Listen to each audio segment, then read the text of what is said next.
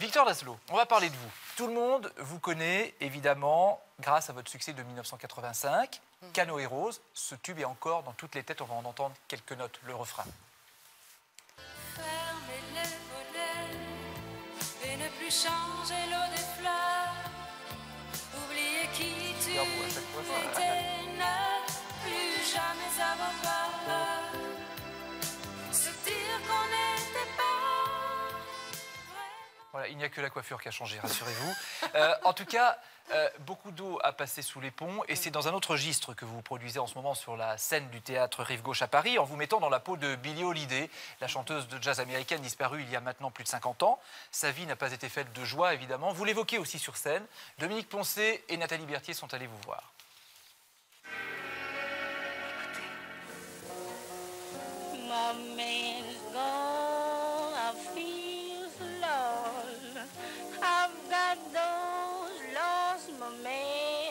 Comment rendre hommage à une chanteuse mythique qu'on vénère depuis son enfance en échappant à l'imitation et à la parodie? Victor Laszlo a compris.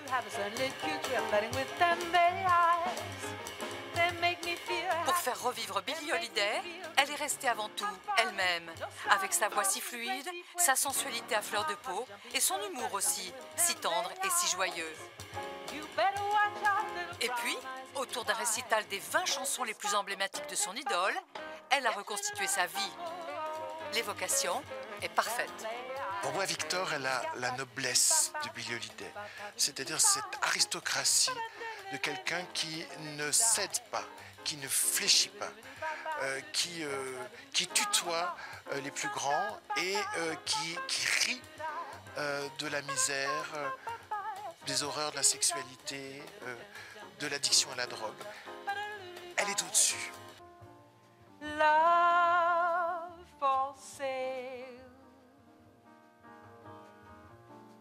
appetizing young love for sale. Dans ce spectacle, Victor Laszlo esquisse donc les grandes lignes de la vie de Lady Day. Son enfance pauvre, son premier métier, femme de ménage à 5 ans, et puis la prostitution et l'alcool, et surtout le chant. Ce chant, si poignant qu'il continue de déchirer les cœurs. Billie Holiday, Victor Laszlo, deux femmes, deux artistes à la fois si différentes et si semblables, dans cette façon d'être au public, de tout donner, la voix, la présence et le cœur. Et vous étiez il y a encore quelques heures, il y a 2 heures à peu près sur scène. Merci d'être avec nous, pas. même pas. Merci d'être avec nous ce soir. C'est un hommage à Billie Holiday ou c'est une façon de faire revivre Billie Holiday, ce spectacle? Ouh, loin de moi la prétention de la faire revivre. D'abord, elle n'est morte dans le cœur de personne, je crois, et dans la mémoire de très peu de gens. C'est vraiment une icône. Un hommage, sans aucun doute. Une envie également de réinterpréter ce répertoire qui a été chanté par beaucoup de chanteuses, hein, tout style confondu. Et puis une envie de marcher dans les traces de cette femme qui, malgré son enfance, malgré sa vie tumultueuse et tragique, a réussi à extraire de ce marasme un talent exceptionnel. Ce que disait Dominique Poncet dans le reportage à propos de votre spectacle, c'est que c'est difficile peut-être de chanter Billie Holiday, de rejouer sa vie, j'allais dire, sans tomber dans l'imitation. C'était un risque ça pour vous? C'était un risque et d'ailleurs c'est une des raisons pour lesquelles j'avais très peur d'y aller, mais grâce au regard d'un homme, de Francis Lombraille, qui est mon compagnon, j'ai été légitimée dans cette démarche. Il trouvait que ma voix avait assez de chair pour interpréter à mon tour ce répertoire. Donc vous étiez en confiance, vous pouviez y aller. D'accord. Voilà. Que représente Billie Holiday, à part l'artiste, pour vous, cette femme? Qu'est-ce qu'elle représente? Une résistante.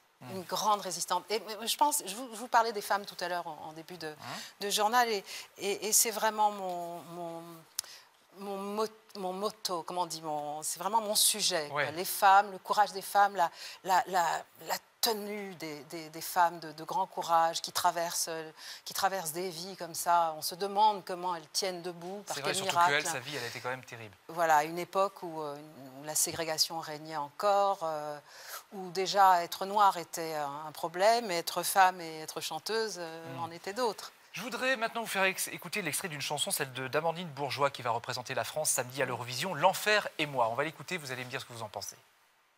Je vais te faire l'enfer, de là où tu te perds.